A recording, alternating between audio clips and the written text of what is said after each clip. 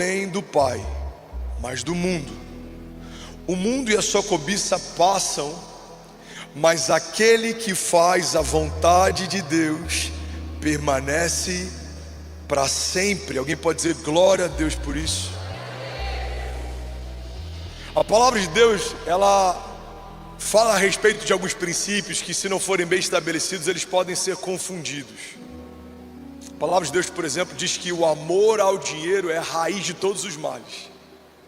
E tem muita gente que prefere não ter, porque entende que o dinheiro é maldito. Mas a mesma palavra em outro versículo diz que o dinheiro por tudo responde.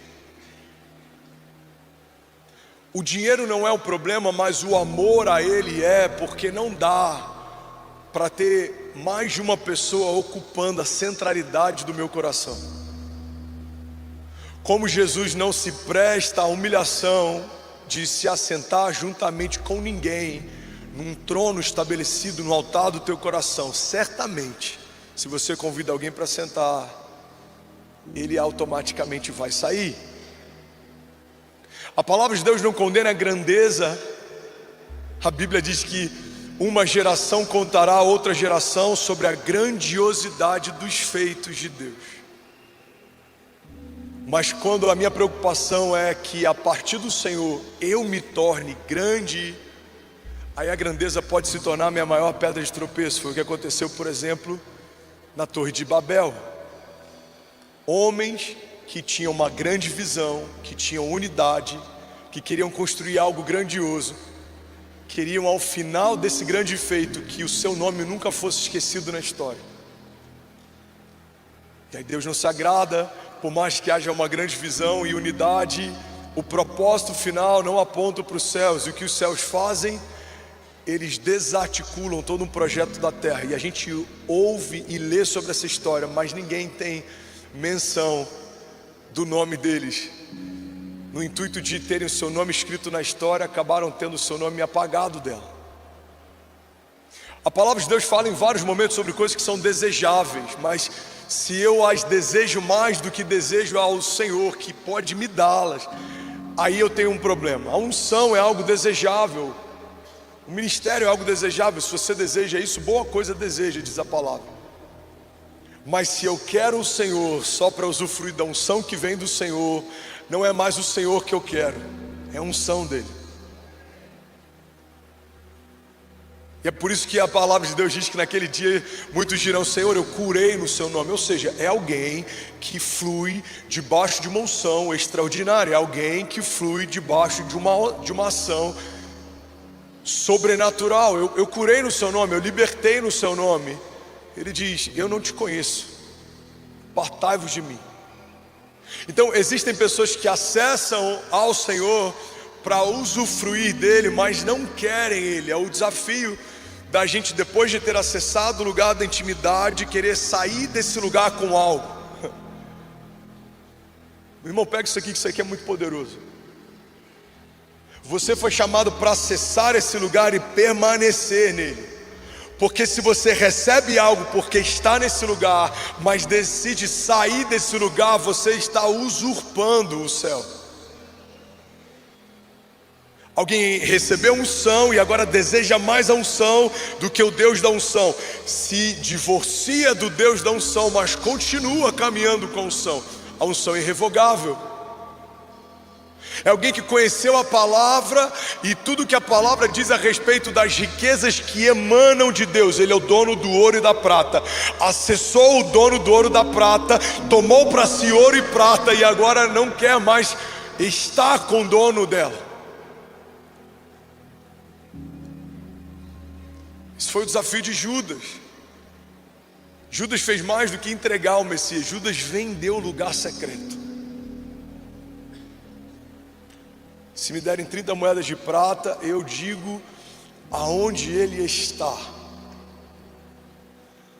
Então, quando a palavra de Deus diz para que a gente não ame o mundo, não significa que você não vai estar no mundo, construir uma história no mundo, estabelecer coisas no mundo. Não, a mesma palavra diz em outro momento que Por Jesus fomos estabelecidos, a partir da nova aliança, fomos estabelecidos como reis e sacerdotes. 1 Pedro 2,9 fala a respeito dessa nova identidade. Em outro momento a palavra de Deus diz que nós reinaremos na terra.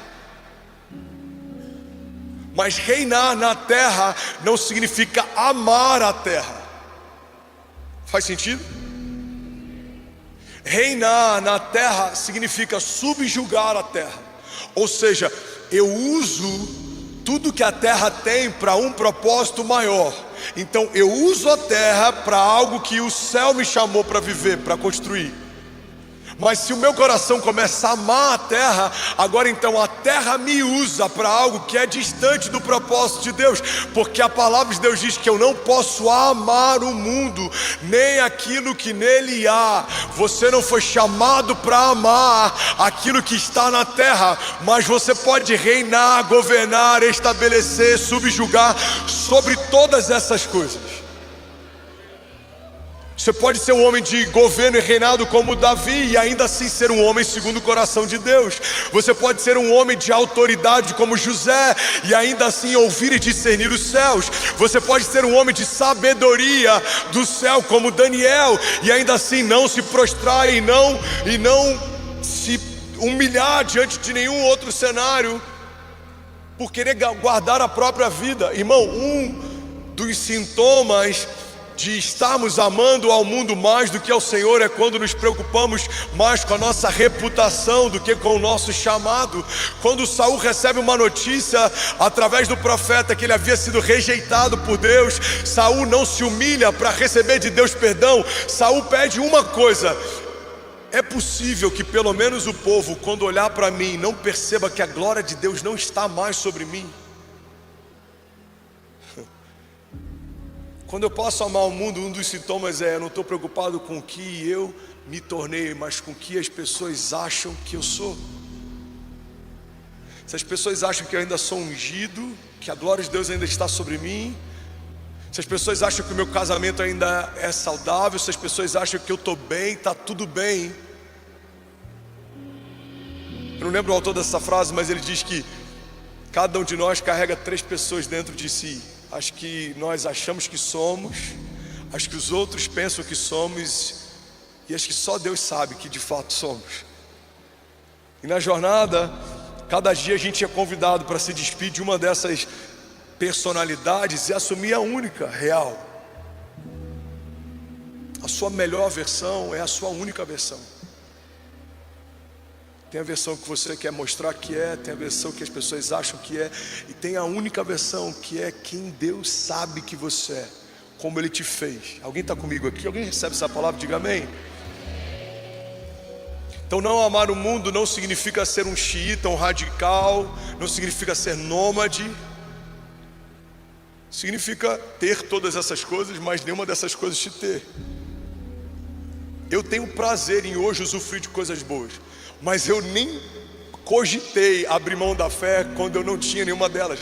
Quando eu estava pregando, plantando igreja e estava morando de favor com as minhas malas no quarto da casa de uma ovelha, com a minha mulher grávida do meu segundo filho, despejado da minha casa. Não houve uma fração de possibilidade de imaginar negar a fé porque Deus me deixou passar por aquilo, porque eu também não lembro de uma fração de reclamação ou de inquietação da minha parte quando Deus me colocou em lugares que eu não poderia estar. O problema é que a gente não reclama quando Deus nos faz viver coisas improváveis, mas a gente acha que pode questionar quando Ele permite que a gente viva coisas não desejáveis. Se você não reclama quando Deus te coloca numa posição alta, então você não pode fazer pirraça quando Deus permite que coisas que não gostaria de viver, você esteja vivendo. Alguém comigo diga amém. Posso todas as coisas naquele que me fortalece. Esse é o contexto e o sentido dessa afirmação de Paulo. Posso estar no hype, posso ser esquecido.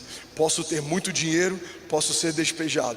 Posso ter uma saúde de ferro, posso estar por um fio, lutando contra um diagnóstico médico contrário. Eu posso todas as coisas naquele que me fortalece. Mas quando não há saúde na minha fé e no meu coração, que é enganoso, a gente vive entre os dois cenários, entre 8 e 80. Ou eu passo a rejeitar o mundo, eu não quero governar, eu não quero reinar, eu não quero ter posse, eu não quero ser um empresário, eu não quero ser um empreendedor, eu não quero liderar, não, eu sou o vermezinho de Jacó, eu prefiro ficar nesse lugar e tudo que eu quero é a vinda do Senhor. Maranata, ora vem, Senhor. Não, eu sou tão santo que eu posso me tornar insípido, insosso. Porque como virão se não há quem pregue? Como que a gente vai afetar a história se a gente se omite dentro do nosso chamado? Aí tem um outro extremo. Eu passei a amar tanto essa ideia de governo, autoridade, posse, riqueza, de sobrenaturalidade, que eu me tornei, cara, ganancioso. Em algum momento o céu deixa de ter tanta... Eu vou usar um termo que nem seria o ideal, mas vou usar entre aspas. Deixa de ter esse fascínio e passa a ser só uma alegoria. Irmão, o maior perigo que a igreja pode viver é quando o céu se torna alegoria. O céu não é uma alegoria na história bíblica. O céu não é algo que carrega um sentido figurado. O céu não é lugar de destino apenas, é lugar de origem. Você nasceu lá e é para lá que voltaremos. Há uma nova Jerusalém. Há algo que foi quebrado, mas foi refeito. Há um ambiente de intimidade que foi ferido, mas foi restaurado. Há um jardim que foi invadido, mas foi restabelecido, redimido. E é para esse lugar que você vai voltar, porque a terra não é o seu lugar, mas o céu sim. Alguém comigo diga amém. Então a palavra de Deus diz, vamos voltar para o texto: não ame o mundo nem o que nele há, porque se alguém amar o mundo, o amor do Pai não está nele. Não dá para honrar mais de um Senhor, não dá para ter mais de um rei assentado sobre o único trono do altar do teu coração, pois tudo que há no mundo, e agora fala de carnalidade, não só de realidades naturais, mas do que existe de carnalidade dentro das realidades naturais: a cobiça da carne, a cobiça dos olhos e a ostentação dos bens. Pastor, então eu preciso ter um padrão de vida em que eu não posso ter nada bom. Não, a questão não é o que você tem, a questão é por que você tem o que você tem e como você usa o que você tem. Se você pode ter um bom carro, tenha um bom carro, usufrua e usa ele, porque o metal perece, enferruja, as coisas passam. O carro do ano daqui a 10 anos não tem valor como tinha quando ele foi lançado. Usa do carro. Mas quando eu ostento, significa que eu estou tão inseguro na minha identidade que eu preciso mostrar que eu consegui coisas para que alguém veja valor que nem eu consigo ver em mim. Olha, eu tenho algo de valor. Alguém que está desesperado para ostentar significa alguém numa crise tão grande de identidade que quer mostrar que tem algum valor, que poderia estar onde está. Agora, alguém seguro dentro da sua própria identidade usa coisas até mais caras em alguns momentos e ninguém percebe. Por quê? Porque ele prefere passar despercebido, usufruindo do que tem, do que gastar o que não tem, para comprar o que não precisa, para mostrar para quem não conhece quem ele não é. A ostentação é um desafio, mas as muitas posses não. Se você conquista de forma lícita, isso é uma bênção. E se não fosse, o próprio Deus não diria: me peçam e eu darei a vocês por herança nações, os confins da terra como a tua propriedade. Não fala só de comissionamento, fala de posse, propriedade. Senão o Senhor diria: e eu entregarei a vocês as nações da terra e os confins como lugar missional. Não fala de missões, ide por todo mundo, fazei discípulos, mas também fala de propriedade. Vocês comerão do melhor dessa terra. Mas eu não posso amar, eu devo subjugar. E qual a melhor forma de subjugar? Usufruir, desfruta do que o Senhor te deu. Homem, desfruta da mulher da tua mocidade, desfruta dos teus filhos, daqui a pouco saem de casa, desfruta daquilo que o Senhor tem te confiado. Isso é maravilhoso, porque uma das armas do inferno nem sempre é não permitir que a gente viva aquilo que a gente tem potencial para viver, mas é certamente não permitir que a gente usufrua e se deleite daquilo que a gente está vivendo. É a loucura de você estar vivendo a melhor estação da tua vida e a tua mente está sendo atacada para que você não consiga celebrar o que você está vivendo. Essa é a nossa batalha acontece muitas vezes na mente. Alguém está comigo? Alguém está recebendo algo de Deus? Diga amém. Versículo 17 diz: o mundo e a sua cobiça passam, mas aquele que faz a vontade de Deus permanece para sempre. Alguém pode celebrar Jesus aqui nessa manhã?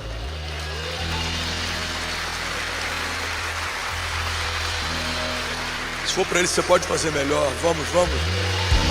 Aleluia. Aleluia. É um desafio, irmão. Ter um pai como o pai que a gente tem e não se distrair com os presentes do pai é um desafio. Eu lembro que anos atrás o Subirá estava falando numa mensagem que ele chegava de viagem e ele nem tinha descido do carro, os pais iam correndo para falar com ele. Pai. Ouviu o barulho do carro, eles iam desesperados, até que ele caiu no erro de comprar um PlayStation. Ele fala: esquece, agora eu sou o pai do ano. Chega da viagem seguinte, para o carro, tira a mala, abre a porta. Ué, cadê as crianças? Amor, cadê as crianças? Estão jogando videogame. O presente do pai, mesmo que com uma leve distração, roubou dele sem perceber a alegria da presença do pai. Irmão, é uma analogia muito boba, e a gente é criança e isso é normal, mas o problema é quando já maduro, continuamos fazendo como crianças fazem. A gente está tão embriagado com a unção do pai, com a autoridade do pai, com os presentes do pai, com as portas abertas do pai, que talvez em algum momento a gente acaba se esquecendo que não é sobre o que ele nos dá para irmos sozinhos, é sobre quem ele é para irmos com ele. Ele estará com você todos os dias da sua vida até a consumação dos séculos. Não é só sobre usufruir da unção de quem te ungiu, é sobre caminhar ao lado da fonte da unção. Não é só sobre compartilhar a revelação de algo que num ambiente de intimidade você ouviu, é sobre caminhar ao lado de alguém que você tem intimidade. Você não é um usurpador que vai acessar a sala do trono e vai viver 40 anos depois usufruindo daquilo que um dia você recebeu. Não, você está como a corça que anseia pelas águas. Você anseia pela presença dele, você ama a presença dele, e porque ama a presença dele, pode usufruir sem culpa dos presentes dele. Alguém comigo diga amém. Bill Johnson diz que Deus está à procura de homens que não amam o mundo, para que possa confiar o mundo a eles.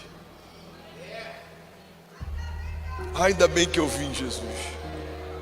Romanos 12:3 diz: pois pela graça que me foi dada, eu digo a todos vocês, ninguém tenha de si mesmo um conceito mais elevado do que deve ter, mas pelo contrário, tenha um conceito equilibrado, de acordo, isso aqui é muito bom, de acordo com a medida da fé que Deus lhe concedeu. Vamos usar o português claro.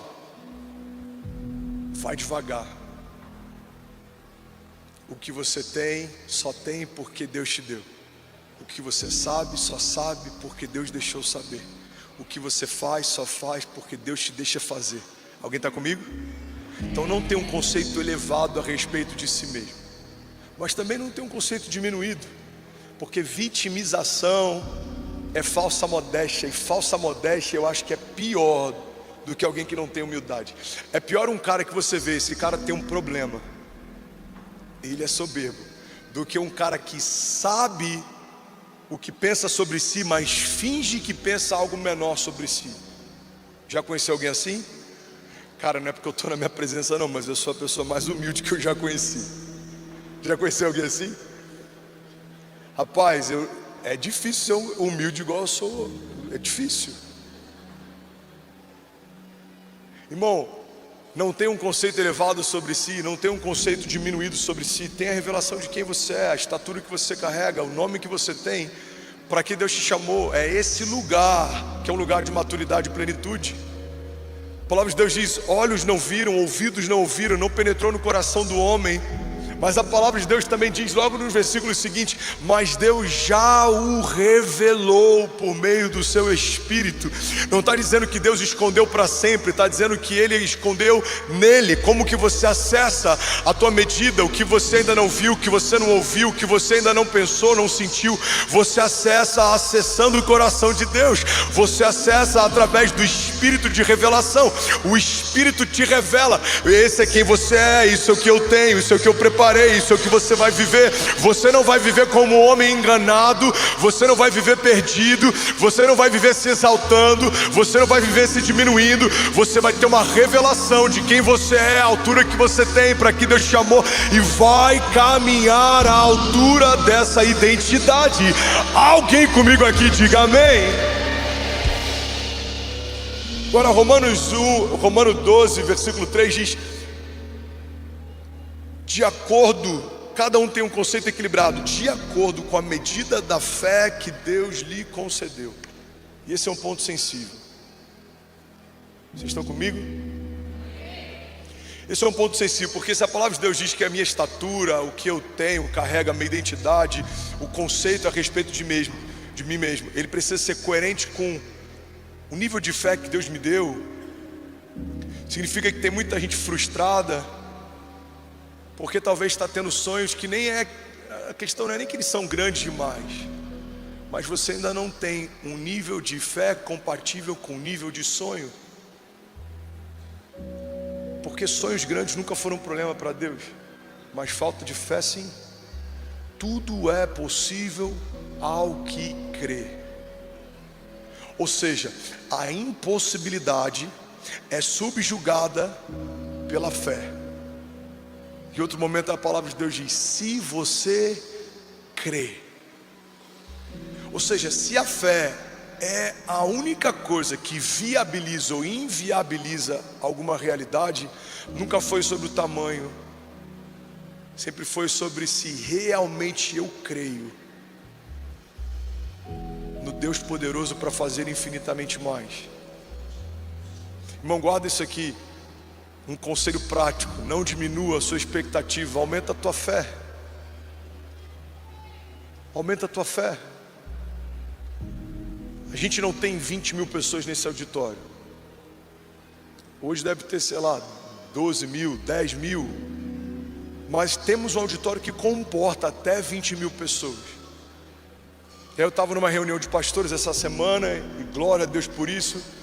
Uma reunião de pastores sêniores de várias igrejas, homens de Deus, santos homens de Deus, alguns grandes líderes, outros a sua maior marca é a santidade, outros é a profundidade bíblica, outros é a liderança, outros é a ousadia, enfim, cada um tem uma zona de graça distinta. E aí um deles estava falando: não, porque tem um pastor amigo que não aconselha fazer auditórios para mais de 7 mil pessoas. Eu falei: eu entendo, e por muito tempo eu ouvi sobre isso se tornou um fantasma no meu ministério. Mas eu não preciso tornar um fantasma no meu ministério o que pode ter se tornado um fantasma no ministério de alguém. Porque se temos um auditório para até 20 mil e tem 3 mil, tá tudo bem. O que a gente está dizendo? Pai, recolhemos o máximo de vasilhas vazias que conseguimos e cremos que o Senhor pode enchê-las. Então o ambiente está preparado, e se o Senhor quiser derramar, nós estamos prontos. Alguém pode dizer glória a Deus? Eu estou aqui, Pai, eu estou arando a terra. Pai, a gente está aqui, a gente está preparando. A gente está preparando. Se o Senhor olhar para a terra e quiser ver um povo ousado, você vai ver uma comunidade de fé que com 3 anos deixou de sonhar 500 para sonhar 20 mil. Isso é uma medida de liderança extraordinária, ousadia extraordinária? Não, é uma medida de obediência a partir de uma promessa. Ouvi desde que me converti que o Brasil seria um celeiro de avivamento, parte do sopro de Deus na terra nos últimos dias. Irmão, eu quero fazer parte do epicentro de uma onda que vai varrer as nações. Nações ouvirão o que o Senhor está fazendo, porque há um povo que mesmo não vendo, crê, e porque crê se move debaixo daquilo que em fé viu. Os meus olhos naturais dizem: não tem como, não tem espaço, não tem como pagar, não tem como fazer, mas a minha fé, ancorada em uma promessa de Deus, crê até os ossos. O Senhor é poderoso para fazer infinitamente mais do que tudo que eu peço ou sonho, segundo o seu poder que em nós atua. Alguém pode dizer glória a Deus? Aleluia. Então tenha um conceito equilibrado, de acordo com a medida de fé que Deus lhe concedeu. Aí entra um outro ponto sensível. Pastor, eu nem consigo crer em coisas grandes, mas é a medida de fé que Deus me deu. Se Deus me deu pouca fé, ou uma fé nesse nível, eu creio que existem medidas de fé, até porque o texto me dá base para crer assim, até porque quando Jesus fala sobre o homem de pequena, se é pequena, é uma escala de grandeza, amém? Eu creio que existem tipos de fé, níveis de fé, e a palavra está dizendo, cada um tem um conceito equilibrado a respeito de si, de acordo com a medida que Deus lhe concedeu. Aí alguns vão dizer: pastor, a culpa não é minha, a culpa é de Deus, porque foi Ele que me deu a fé. Faz sentido? Ele é o autor e consumador da fé. Ele é a única fonte. Irmão, pega isso aqui. A única fonte que emana fé é o próprio Deus a partir da sua palavra. Fé não vem por impartation. Eu posso colocar a mão na tua cabeça e declarar: receba a fé. Não é assim que se transfere. A fé não vem por nenhuma outra coisa senão por ouvir, e ouvir a palavra de Deus. Pastor, eu preciso ouvir mais sermões. Você precisa ouvir sermões que carregam a palavra de Deus, porque tem sermões que nem palavra de Deus mais tem. Não tem problema se ele é temático, não tem problema se ele é expositivo, mas precisa ser um sermão inspirado em palavra de Deus, porque a palavra de Deus não contém Deus. A palavra de Deus é o próprio Deus. Ele é a sua palavra. Então, se a minha medida inicial talvez é menor do que a medida do meu irmão, a questão não é como eu comecei, a questão é como eu estou correndo a minha corrida. Porque se eu ouço mais, recebo mais, creio mais, vivo mais milagres, isso aumenta a minha porção de fé. Se eu busco mais, ouço mais dele, aumenta a minha medida de revelação, aumenta os meus fundamentos de fé. Quanto mais eu procuro, mais eu encontro. Quanto mais eu busco, mais eu acho. Quanto mais eu peço, mais eu recebo. Quanto mais estou meditando, imerso, inserido na palavra dele, mais fé eu carrego. Alguém comigo aqui, diga amém. Então, se me falta fé para algo, a responsabilidade é minha, não dele, porque ele está acessível tanto para a fé quanto para a sabedoria. A Bíblia diz que aqueles que desejam, que buscam sabedoria, peçam a Deus, porque ele dá livremente aos que pedem. O pedido de Salomão, a gente vai ler o contexto, vai entender o porquê desse pedido. Foi parte da instrução do pai. O que você quer, Salomão? Ele fala: eu quero sabedoria. Se a todos que ele pedem, ele dá livremente, imagina um rei pedindo sabedoria, como isso alegra o coração do pai. E aí junto com sabedoria vem recursos, vem reinado. Talvez parte daquilo que a gente esteja vivendo ou deixando de viver, esteja diretamente ligado ao que a gente tem pedido e buscado em Deus, porque Ele é poderoso para fazer infinitamente mais matéria-prima do que pedimos ou pensamos. Ele é o catalisador, Ele é o multiplicador, Ele é aquele que expande, Ele é aquele que faz mais, mas a matéria-prima, o primeiro ponto, marco zero, é o que você pede ou pensa. Se não temos lugar secreto, vida com Deus, oração, intimidade, humilhação, humildade, temor, como pediremos ou pensaremos em algo? A gente só ouve. Você vira um ouvinte. Você senta aqui, ouve 40 minutos e toda a tua cosmovisão em base de fé está sendo construída a partir da expressão de fé de alguém. Isso é importante, como ovelha é indispensável, mas você precisa, como filho de Deus, ter mais do que só isso. Porque se o púlpito no domingo por 40 minutos é a única base de expressão sobre você, você só vai ter a fé talvez por uma semana. E é por isso que quando falta 2 cultos você já se sente fraco. E é por isso que quando algo foge do teu controle você se sente desanimado, porque cavamos poços muito rasos. A questão não é se vai chover, a questão é o quão profundo estão os meus poços para quando a chuva vier. Você tem que aprofundar, buscar-me-eis e encontrareis quando buscarmos de todo o vosso coração. A palavra de Deus diz: aproximem-se de Deus e Ele se aproximará de vocês. Alguém pode dizer glória a Deus por isso? Eu nem entrei no tema da palavra, vou passar para você anotar. O tema da mensagem de hoje é: Deus não precisa de um plano B. Amém? Eu preguei essa mensagem há uns 4 ou 5 anos atrás. E aí, como eu não consegui preparar nada de ontem para hoje, porque eu estava bem mal, eu sentei ali e eu falei: pai, eu não faço isso, eu não me sinto confortável com isso. Eu creio que tem algo fresco do Senhor toda semana para compartilhar com o povo, mas eu vou acessar o que o Senhor falou comigo há algum tempo.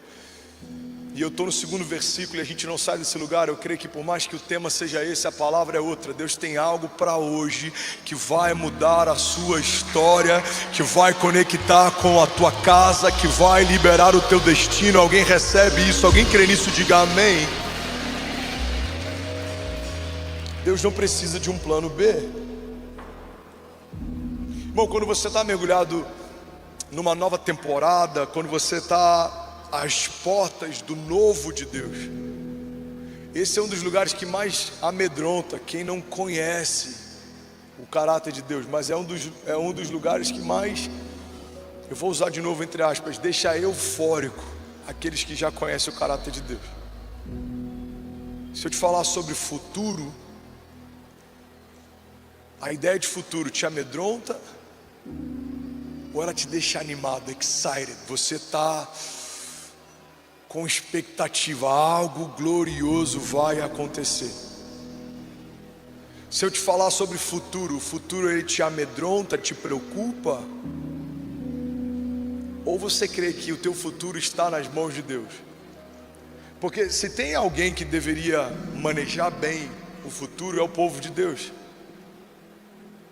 Somos filhos daquele que é o Pai da eternidade, aquele que não se atrasa, aquele que trata 1000 dias como se fosse em 1 segundo. Ele passeia por toda a escala que a gente use para metrificar, para medir o tempo. Para ele é só referência. Você pega a Bíblia, por exemplo, capítulos e versículos foram colocados depois para que a gente pudesse ter uma referência. Abre lá em Romanos 3, abre lá em Mateus 4.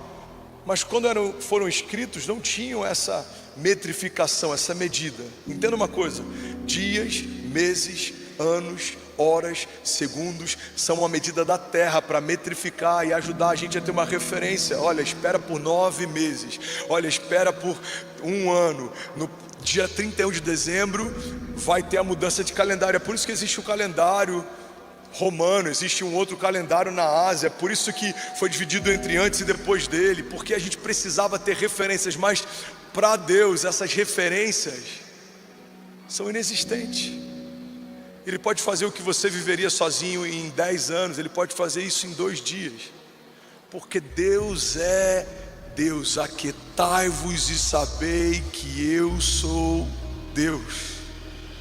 Então quando Deus me chama para viver algo novo, Ele não precisa de um plano B. Igreja, pega isso aqui em nome de Jesus. O problema é que muitas vezes, no intuito de ajudar ou facilitar o cumprimento de uma promessa impossível, aceitamos o plano B, que nada mais é do que um caminho difícil. Eu fui no Rio de Janeiro há 2 semanas atrás, fui convidado e aí falaram: olha, a gente queria que você fizesse a sua cruzada de milagres aqui. Você fez há 3 anos atrás e foi um impacto na cidade, e a gente queria abrir as portas da cidade para isso. Falei: glória a Deus, eu queria muito poder fazer no lugar X. Eles falaram: olha, o lugar Y e o lugar Z é muito bom. Eu falei: eles são sensacionais, mas a palavra que eu tenho é sobre o lugar Y. Não, a gente pode ver, mas eu não sei se é tão simples assim. Eu falei: então quando a gente puder falar sobre esse lugar, a gente fala sobre esse lugar. Falou: não, você só quer esse lugar? Eu falei: eu só quero se for esse lugar. Então tá bom, então libera a data para ele desse lugar, porque a palavra de Deus diz em Jó: determinando tu um negócio, sedes firme e a luz de Deus brilhará sobre os seus caminhos. O problema é que às vezes esse lugar, daquilo que aconteceu comigo há 2 semanas atrás, trazendo para a tua realidade, seja uma impossibilidade, e a gente aceita um plano B como se fosse uma realidade. Mas o plano B para quem caminha com Deus é fazer o plano A dar certo. Você não vai aceitar nada abaixo daquilo que já viu em Deus. Deus já te mostrou algo, Deus já te levou a um lugar, Deus já te fez acessar. Você sabe que a palavra dele é vida e verdade, ele é fiel em todas as suas promessas. Ele não é homem para que minta, nem filho do homem para que se arrependa. Ele não é alguém que vai brincar com os teus sentimentos. Se Deus prometeu e disse que vai acontecer, no céu já aconteceu. Vamos, alguém comigo aqui nessa manhã?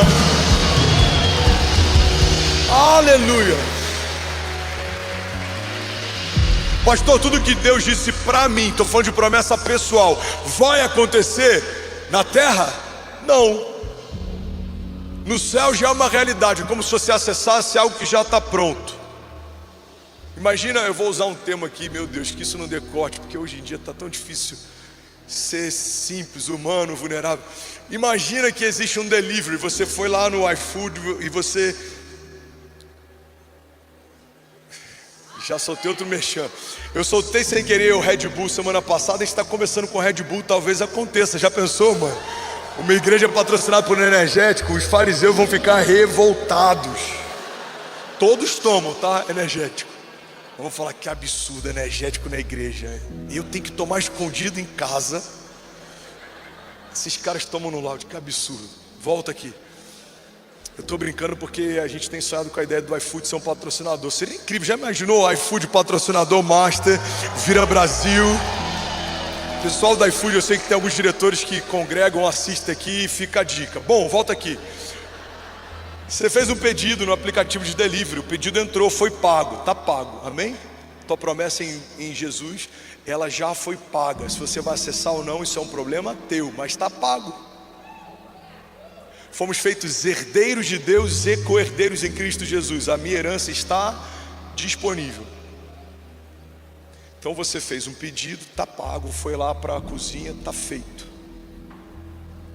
O meu posicionamento é o que vai diferenciar se eu abro a porta para receber o que está a caminho ou não. Assim são as promessas liberadas por Deus sobre você. No céu já é uma realidade. Agora, se o delivery vai chegar ou não, irmão, aí depende de você. Porque a minha conduta, ela pode gerar acesso ou impedimento de acessar. Você quer um exemplo? A palavra de Deus diz que Jesus na sua cidade natal não pôde fazer muitos milagres. Irmão, você crê que Jesus queria fazer menos milagres na sua cidade natal do que fez em outras? Eu imagino ele conhecendo desde criança algumas pessoas doentes. Eu imagino ele já imaginando: cara, hoje o seu Juca lá que ficava na frente da sinagoga, hoje ele vai ser curado. Não, hoje A dona Marta, que fazia merenda lá na escola, hoje ela vai ser curada. Mas a Bíblia diz que ele não pôde fazer muitos milagres porque aquele povo, por já o conhecer na sua humanidade, não conseguiu reconhecer a sua divindade. Então eles não reconheceram que ele era quem dizia ser. Irmão, guarda isso. A ausência de reconhecimento a respeito da pessoa de Jesus gera uma impossibilidade. Eu não posso acessar aquilo que eu não honro. Já preguei sobre isso na mensagem O Poder da Honra. A honra libera acesso, a honra te habilita a acessar, mas a desonra, ela desabilita o acesso. Você quer um exemplo? A palavra de Deus fala que você deve honrar pai e mãe. E qual é a promessa que vem a partir disso? Os seus dias na terra serão acrescentados. Irmão, por que honrar pai e mãe acrescenta dia na terra? Por que ele não fala sobre uma outra promessa espiritual? Por que ele me fala sobre uma recompensa natural? Porque se eu honro a matriz da onde veio a minha vida na terra, eu recebo mais vida na terra. Tudo que você honra, você acessa. Tudo que você desonra, você desabilita. E é por isso que tem cristãos que creem que Jesus é o Salvador, mas não creem no caráter dele como provedor. Acessam o Jeová Jireh, não acessam o Jeová Jireh, mas conhecem o Jeová Rafá, conhece o Emanuel, conhece o El Shaddai, conhece o poderoso Deus. Mas você acessa aquilo que você conhece, aquilo que você honra. Alguém comigo? Quantas vezes a gente aceita um plano B, que é até um caminho difícil, porque a gente não consegue crer que Deus vai cumprir o plano A, que foi a palavra impossível que Ele liberou sobre nós. Se aconteceu com o pai da fé, irmão, vai acontecer com a gente, acontece o tempo inteiro. A mulher do pai da fé, quando ouve que vai viver o milagre, ri do milagre. O pai da fé, talvez já cansado de aguardar pelo cumprimento do milagre, providencia o seu próprio milagre. O problema é que todo milagre providenciado pela terra não é considerado milagre pelo céu. Aquele menino não é filho de uma promessa, ele é filho de uma precipitação. Se Abraão tivesse aguardado, viria de Deus o seu único filho. Mas como Abraão se precipitou, da terra vieram dois. A Bíblia diz que quando Deus olha para ele, pede que ele sacrifique o seu filho, ele diz: Abraão, pega o teu único filho, aquele a quem você ama. Irmão, olha para essa perspectiva. A terra olha para Abraão e sabe que ele é pai de dois. Os céus olham para Abraão e chamam ele como sendo pai de apenas um, porque tem coisas que você conquistou na força do teu braço e os céus nem consideram. E é por isso que tem coisas que a gente está orando para Deus manter de pé, e Deus está dizendo: eu não sei nem do que você está falando. Pai, manter essa aliança de pé. Ele fala: que aliança? Manter esse negócio de pé, que negócio? Pai, manter essa sociedade de pé, que sociedade? Eu só considero e garanto aquilo que começa em mim. Todo plano B é desconsiderado, todo plano C é descastado. O céu é indiferente com os nossos atalhos, mas os caminhos de Deus são perfeitos. Os caminhos de Deus são perfeitos. Os caminhos de Deus são perfeitos. É melhor ser Isabel estéril, crendo que vai do seu ventre gerar a voz que clama no deserto, do que ser qualquer uma daquelas mulheres que podiam gerar, mas não receberam em si uma promessa. Irmão, guarda isso aqui em nome de Jesus. Grande parte dos grandes feitos, na verdade a totalidade deles, a gente só lê sobre, só foram escritos, e a gente só se dá o trabalho de relembrá-los porque eles foram inéditos e impossíveis. Vamos ser sinceros, alguém leria sobre o dia em que Jesus assentou um povo, todos dividiram entre si o lanche que haviam trazido, comeram e voltaram para casa? Alguém leria isso? A história não gastaria tempo escrevendo sobre. Se assim não fosse, a Bíblia não diria que se todos os milagres que Jesus fez fossem escritos, não haveria papel suficiente para falar de todos eles. Ou seja, foram muito poucos relatados na Bíblia. Mas por que lemos e falamos sobre? Porque o lanche de um menino alimentou uma multidão. Por que lemos sobre o mar que se abre? Se houvesse uma ponte, um caminho natural, se algo natural acontecesse, jamais falaríamos sobre isso. Mas por que os judeus de geração em geração se sentam, celebram e se lembram? Porque eles lembram: o Senhor abriu um caminho sobre as águas, o Senhor nos deu livramento, o Senhor mudou a história, o Senhor nos removeu do cativeiro, o Senhor enviou pragas sobre um faraó com o coração fechado, o Senhor nos manteve durante a travessia, o Senhor nos fez conquistar uma terra prometida, o Senhor fez as muralhas caírem por terra, o Senhor estabeleceu sobre nós uma aliança. Precisamos trazer à memória o que nos dá esperança, e o que nos dá esperança não são promessas pautadas em naturalidade. O que nos dá esperança são promessas forjadas a partir de uma dinâmica de sobrenaturalidade. Você não podia, o Senhor fez. Você não sabia, o Senhor te deixou saber. Você não fazia, o Senhor te fez fazer. Ele fez, Ele abriu o caminho. O Deus que constrói caminhos no deserto, o Deus que estabelece príncipes no meio de um lugar de improbabilidade, o Deus que tira meninos aprisionados e transforma em governadores, o Deus que faz com que leões jejuem na presença de Daniel. É esse Deus que te chamou para viver a palavra dele, não os seus atalhos. Deus está dizendo: filho, há uma palavra liberada sobre você, e ela é a única que eu considero, e é sobre ela que eu quero falar, diz o Senhor. É sobre ela que eu quero que você medite, diz o Senhor. Porque qualquer coisa que fuja da minha palavra e da minha promessa, você se garante.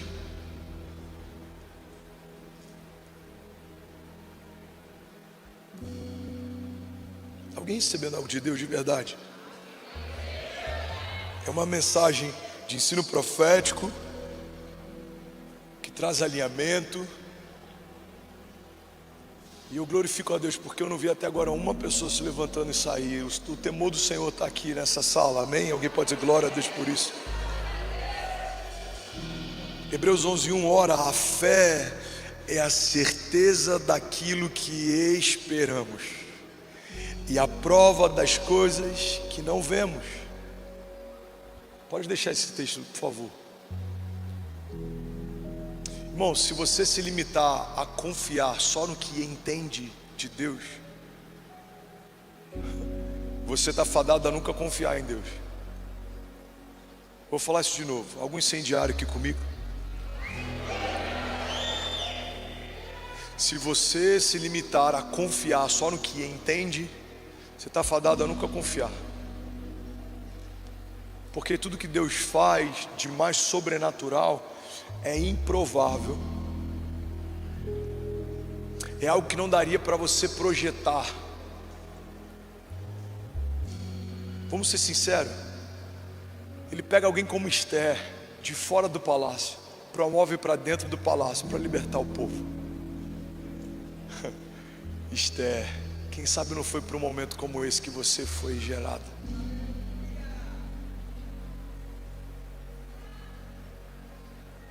Vou usar um português claro aqui.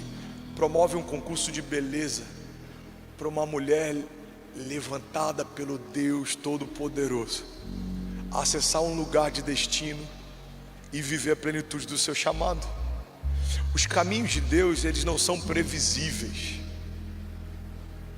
Davi está indo levar a marmita para os seus irmãos. Lembra do iFood?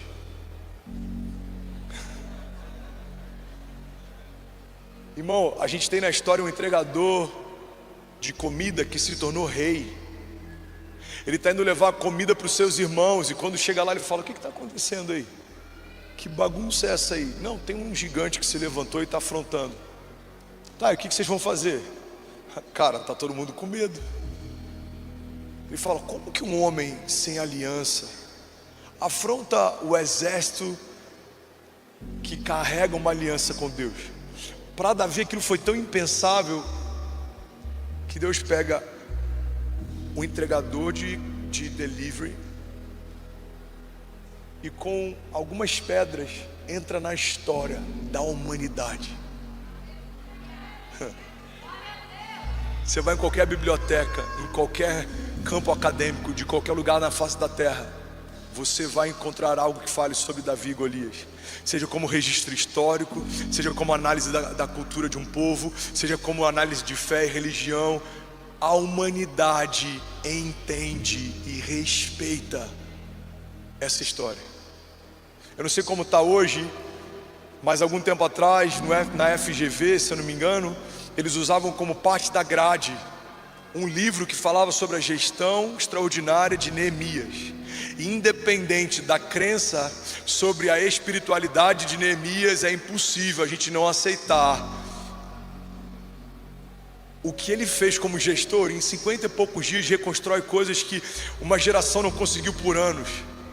Então ele consegue recursos, ele consegue a liberação do Estado, ele consegue acesso, ele consegue proteção, ele consegue mobilizar um povo, ele consegue apontar uma visão, ele consegue envolvê-los em torno de uma ideia, ele consegue preservar a chama deles acesa, ele consegue combater enquanto constrói, ele chama as famílias para perto. Então as famílias estão lá, alguns com espadas nas mãos, outros reconstruindo as muralhas. Ele consegue lidar com a crítica, ele consegue lidar com o escândalo que vem de fora. Ele não se preocupa com a reputação, ele permanece construindo e as muralhas são reconstruídas. Você pode não crer no Deus de Neemias, mas não dá para negligenciar aquilo que Neemias viveu, e nós sabemos que foi a partir de Deus. Irmão, guarda isso aqui em nome de Jesus. Se nós nos limitarmos a confiar apenas naquilo que entendemos em Deus, nós estamos fadados a não viver milagres.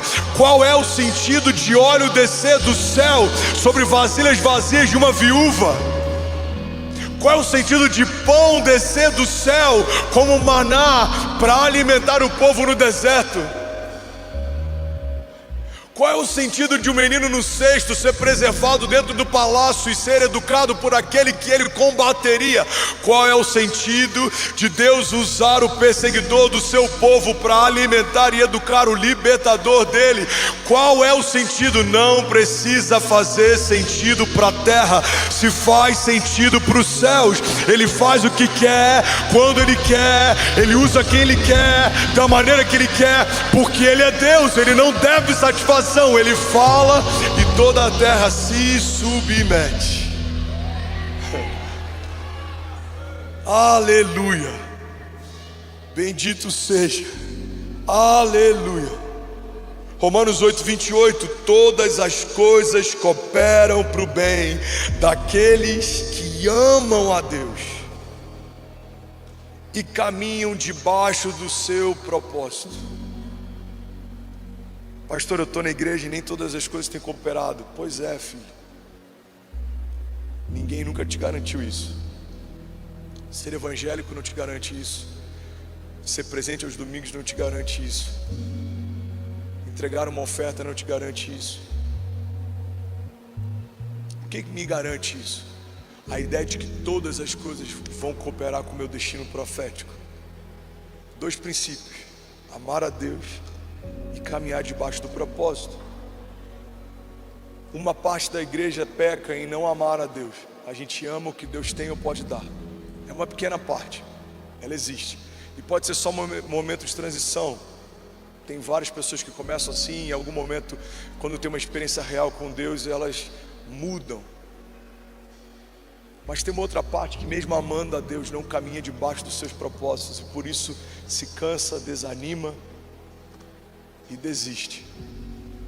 Porque caminhar debaixo do propósito de Deus parte de um pressuposto: eu preciso saber qual é o propósito. Como eu posso ser obediente se eu não sei o que Ele espera de mim para que eu possa obedecê-lo? Como eu posso viver o meu chamado se eu nem sei para que Ele me chamou? Como eu posso caminhar nos caminhos que Ele tem para mim se eu nem sei quais caminhos são? A Bíblia diz que a glória de Deus está em ocultar certas coisas e a glória dos reis está em descobri-las. O chamado se descobre no caminho, o propósito se revela no caminho, a identidade e cada medida maior de revelação da identidade se descobre no caminho. Primeiro, Pedro ouve de Jesus que se ele caminhar com ele, será feito pescador. Mas depois ele começa a se sentir abraçado como filho, em algum momento como amigo. Olha, essas coisas eu não digo para qualquer um, senão para os meus amigos. Ele é chamado para um núcleo muito próximo. Depois da ressurreição, ele é chamado novamente, relembrado de uma promessa, então se estabelece como apóstolo. Mas tudo começou numa noite de uma pescaria fracassada. Ele pergunta: quem vocês dizem que eu sou? Alguém está comigo aqui nessa manhã? Aí Pedro tem uma revelação que não poderia ter sido dada nem pela carne nem pelo sangue. Ele fala: você é o Cristo, você é o Messias. Estou parafraseando. Você é o Cordeiro, você é a resposta, você é a promessa, você é aquele que Isaías 9,6 falava a respeito. Aí Jesus fala: muito bom, Pedro, não foi carne nem sangue que te revelou isso, mas o próprio Espírito. É o mesmo Pedro que foi chamado para ser pescador, agora ouve da boca do próprio Cristo a comissão que Ele tem para a sua igreja.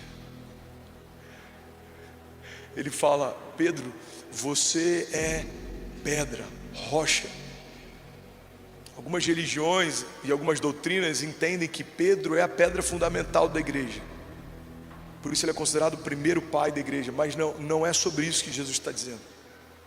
Pedro está dizendo: Pedro, você é um fragmento da rocha, ou seja, ele é a pedra angular, Jesus é a pedra angular, Jesus é a rocha inabalável, e você é um fragmento dela. Se você pegar um fragmento de qualquer tipo de rocha, você vai encontrar nesse fragmento as mesmas características da rocha em que ela foi extraída. O que Jesus está dizendo é: Pedro, você é uma parte de quem eu sou, e essa revelação é a pedra fundamental, e a partir dela eu edificarei a minha igreja. Qual é a revelação pela qual Jesus edifica a igreja? De que Ele é o Filho de Deus, Ele é o Cordeiro que veio salvar o mundo, Ele é o Verbo encarnado, Ele é o Messias, Ele é quem aguardávamos, Ele é aquele que seria transpassado, traído, Ele é aquele que seria feito maldito por ser colocado no madeiro, Ele é aquele que tiraria um sorte das suas vestes, como toda a palavra já havia predito. Então Ele está dizendo: Pedro, a partir da revelação que você teve no Espírito, eu vou te revelar quem você é, e eu vou revelar quem a igreja é, e eu vou revelar a autoridade que a igreja tem. Ele diz: olha, eu darei a vocês a chave do reino dos céus, e o que ligarem na terra terá sido ligado nos céus, e o que desligarem na terra terá sido desligado nos céus. Irmão, tem muita gente frustrada porque não tem vivido em Deus esse lugar onde todas as coisas cooperam, mas é muito provável que talvez você ainda não tenha entendido, e por não entender, ainda não esteja caminhando debaixo do seu propósito, porque à medida que eu entendo quem Ele é, Ele me dá acesso a uma nova medida de revelação de quem eu sou nele. Quando eu entendo que Deus é poderoso, eu acesso a autoridade e revelação. Mas quando eu entendo que Ele é Pai, vem um novo nível. Quando eu entendo que Ele é bondoso, quando eu entendo que Ele é piedoso, quando eu entendo que Ele é misericordioso, quando eu entendo que Ele é provedor, quando eu entendo que eu posso todas as coisas naquele que me fortalece, a cada novo nível de revelação libera um novo nível de acesso. Eu lembro que quando eu vim para o Brasil, a gente pegou um carro, irmão, que faltando 2 meses para a gente devolver o carro, eu fui descobrir que ele estacionava sozinho. 2 meses preparando ele para venda. Estou falando diante de Deus, eu não estou... Cara, que botão é esse aqui? Aí ele fazia a leitura da vaga. Eu falei: não é possível. Não é possível. Agora que eu vou vender. Onde é que eu quero chegar, irmão? Não adianta você ser herdeiro de tudo se você ainda está às portas do rei pedindo esmolas. Quem carrega a promessa, mas não sabe a promessa que carrega, vive como se não tivesse promessa nenhuma. É por isso que alguns de nós, é por isso que alguns líderes têm rabo preso com políticos, porque dependem deles para estabelecer sonhos dos seus ministérios. Você viu o áudio que eu falei aqui, aquela oração, aquela declaração que foi feita no final do ano passado? Eu falei, seja poder legislativo, seja judiciário, seja lobby de TV, ninguém vai parar a igreja. Irmão, alguém que deve favor não fala o que foi falado. Entenda isso, eu sei de onde vem o nosso socorro, eu sei aonde está estabelecida a nossa herança. Precisamos saber quem somos como igreja e o que carregamos como promessa, porque nós fomos estabelecidos de estação em estação até a eternidade. Homens passam, governos passam, economias passam, mas as minhas palavras não passarão, diz o Senhor. Alguém comigo aqui, diga amém. Então eu preciso saber o que eu carrego, senão eu vou negociar. Eu posso ser, eu estou aqui usando analogias, eu posso ser dono de uma área com muito plantio e eu estar pedindo favor para alguém que tem algumas sementes, porque quem não sabe o que carrega vive como se não carregasse. Você tem um propósito, você carrega um chamado, o teu chamado antecede a tua existência. Eu lembro da primeira mensagem que eu preguei em Orlando, quando a gente foi enviado para a América, se chama Back to the Future. Se você quiser, ouve depois, eu acho que está no Spotify. Back to the Future. Eu falo que para acessarmos o futuro, precisamos voltar para Gênesis.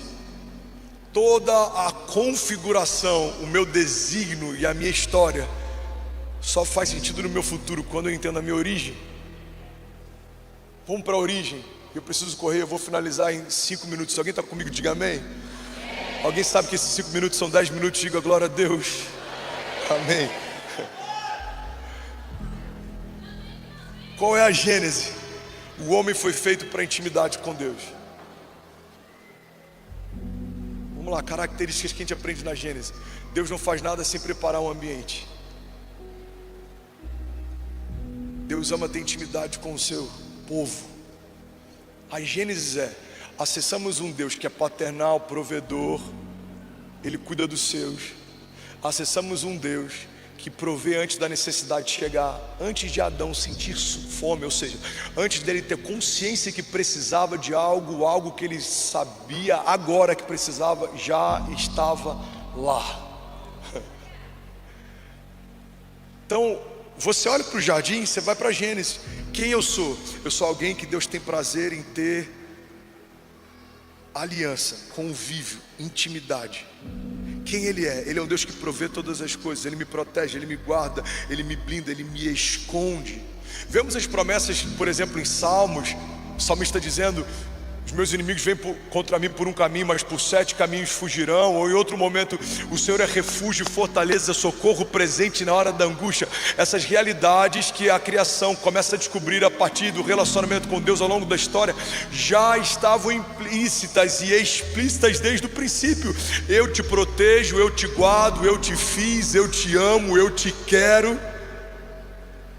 Então, quando eu quero entender qual é o meu futuro, quais são as promessas que Deus tem para a minha casa, se eu estiver nele, Ele vai prover, Ele vai cuidar, Ele vai livrar, Ele vai blindar, Ele vai fazer com que eu não tropece. Se eu tropeçar, os caminhos de um homem bom são confirmados pelo Senhor, não permanecerei prostrado, dará ordem aos seus anjos em meu favor, o Senhor abrirá as comportas dos céus, Ele me fará aquilo que eu não poderia fazer, porque Ele é bom, Ele é bondoso, Ele é piedoso, Ele é misericordioso, a sua misericórdia dura para sempre, Ele é fiel.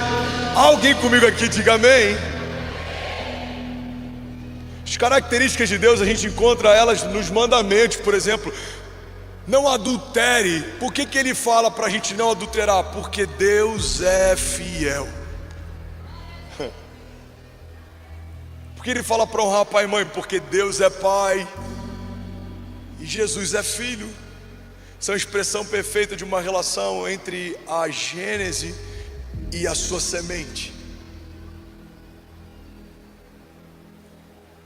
Irmão, guarda isso aqui. E eu tô debaixo de um temor do Senhor aqui. Eu creio que Deus está levando a gente para um novo lugar como igreja nessas últimas semanas. Isso está muito nítido através do púlpito. Alguém está recebendo isso? Alguém percebe isso? Deus está levando a gente para um lugar, e o convite dele é: vocês precisam permanecer caminhando debaixo do propósito, porque enquanto estiverem nesse lugar, todas as coisas vão cooperar. Pode vir o que for, se levantar quem se levantar, todas as coisas cooperam para o bem daqueles que amam a Deus e caminham debaixo do seu propósito. Alguém comigo diga amém. João 15:7 diz: se vocês permanecerem em mim e as minhas palavras permanecerem em vocês, me pedirão o que quiserem e lhes será concedido. Só permanece o que já está lá. Só permanece o que já está lá. Se a palavra que já está em você permanecer, e você que já está em Deus permanecer nesse lugar, peça a Ele o que você quiser e lhe será concedido. A gente vai sair desse lugar de viver em busca de um plano B. Você não foi chamado para viver de atalho em atalho, irmão. Você foi chamado para viver de promessa em promessa. Eu não estou dizendo que não são tentadores e que a gente não cai. Eu caio, você cai. Tem vezes que a gente acha até que está indo por um caminho bom. A Bíblia fala que o homem faz planos que aos seus olhos parecem bons. E está tudo bem errar, mas não está tudo bem permanecer no lugar do erro. Como diz o pastor Márcio, santo não é aquele que nunca se suja, mas é aquele que sempre se lava. Há um lugar de misericórdia, há um lugar onde a gente volta e esse lugar ressignifica, restaura, fecha a ferida, cobre as brechas, a nudez, nos empodera, nos dá uma segunda chance. Pedro, depois de ter a revelação que teve, eu acabei de falar sobre, nega Jesus por 3 vezes e ainda assim é chamado por ele, e ao pregar novamente, milhares têm uma experiência com o Deus da salvação deles. Por quê? Porque o Evangelho é perfeito para pessoas imperfeitas. Está tudo bem se você errou, mas você não tem que aceitar esse lugar como sendo um lugar de habitação. Deus te chamou para viver a promessa dele, aquilo que ele disse quando ninguém dizia, aquilo que ele viu quando ninguém via. Alguém comigo diga amém. 2 Coríntios 12:10, na versão A Mensagem, diz assim: a minha graça é o bastante, é tudo o que você precisa. A minha força brota da sua fraqueza, e quanto mais fraco eu me apresento, mais forte eu me torno. Salmos 9:9 diz: o Senhor é refúgio para os oprimidos, Ele é uma torre segura na hora da adversidade, e os que conhecem o teu nome confiam em ti, pois tu, Senhor, jamais abandona os que te buscam. Alguém pode dizer glória a Deus por isso? Isaías 64:4 diz: desde os tempos antigos ninguém ouviu, nenhum ouvido percebeu, nenhum olho viu outro Deus além de ti, Senhor, que trabalha para aqueles que nele esperam. Aonde está a nossa esperança?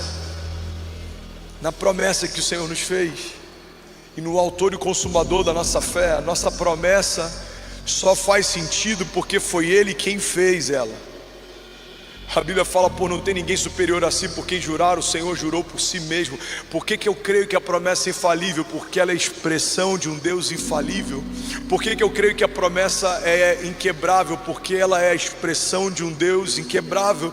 Por que eu creio que a promessa não é volúvel? Porque ela é expressão de um Deus inabalável. Ele é o mesmo ontem, hoje e para sempre.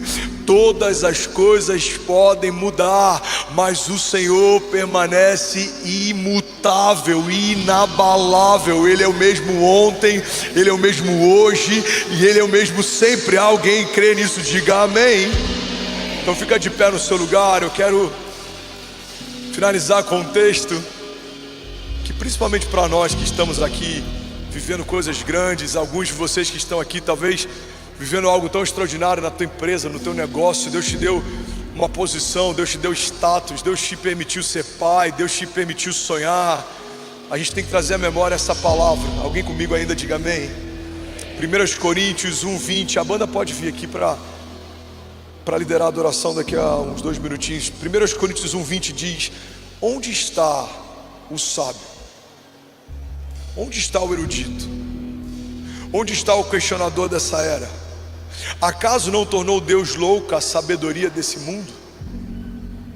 Visto que na sabedoria de Deus o mundo não o conheceu, por meio da sabedoria humana, agradou a Deus salvar aqueles que creem por meio da loucura da pregação.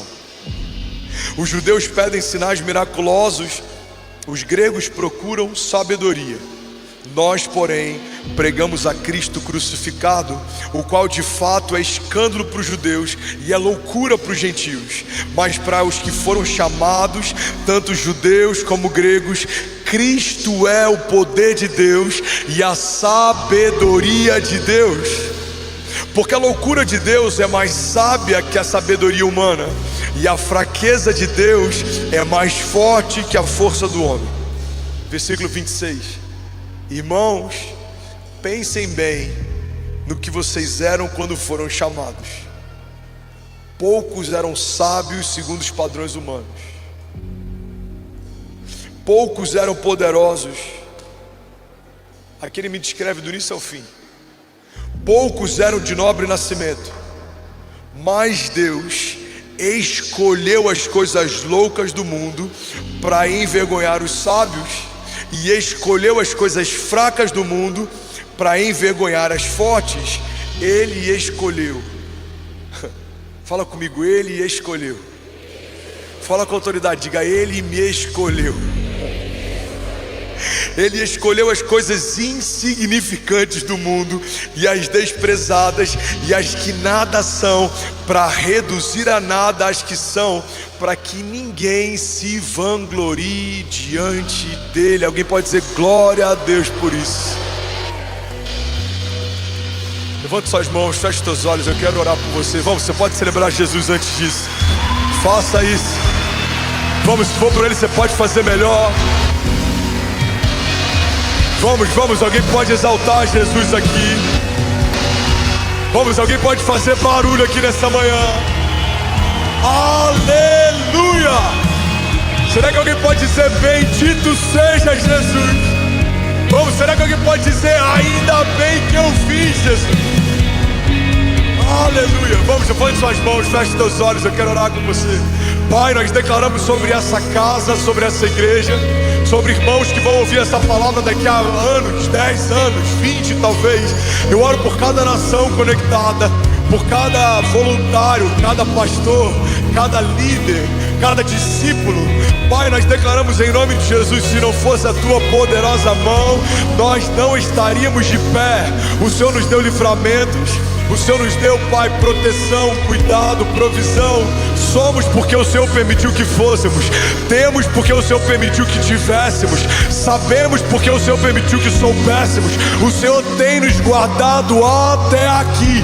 Ebenezer, até aqui nos ajudou o Senhor. O Senhor é tudo em todos. O Senhor é aquele que faz a promessa e mantém ela de pé. O Senhor é aquele que permite a ferida e fecha ela e traz cura também. O Senhor é aquele que permite desertos, mas se revela no meio deles. O Senhor é o Deus Todo-Poderoso, Criador dos céus e da terra. Por isso, Pai, nós nos arrependemos todas as vezes que, mesmo tendo uma palavra de impossibilidade, nós preferimos nos mover debaixo de planos e de atalhos. Pai, homens fazem planos, traçam estratégias, algumas boas e outras com um intuito ruim. Alguns têm motivações dúbias, alguns tramam mal, fazem o mal, falam mal, mas nós sabemos que os passos de um homem bom são garantidos, preservados, estabelecidos pelo Senhor. Nós não permaneceremos no lugar da falta, da falha, da crise, porque nós reconhecemos que do Senhor vem as promessas, do Senhor vem as respostas. Pai, abre os céus e libera sobre nós aquilo que só o céu poderia nos dar. Eu oro por uma porção nova, Pai, do temor do Senhor. Eu oro por uma unção fresca que despedaça o jugo, Pai. Eu oro por uma unção que gera ousadia, porque o Senhor não nos deu espírito de covardia, mas de poder, amor e de equilíbrio. Pai, eu oro por uma igreja santa que caminha debaixo dos seus propósitos e vê toda a artimanha do inferno se tornando em algo que coopera para o nosso bem. Alguns vão tentar nos encarcerar, como foi com José, mas o cárcere vai nos empurrar para o reinado e para o palácio. Alguns vão tentar nos perseguir, como foi com Saul e Davi,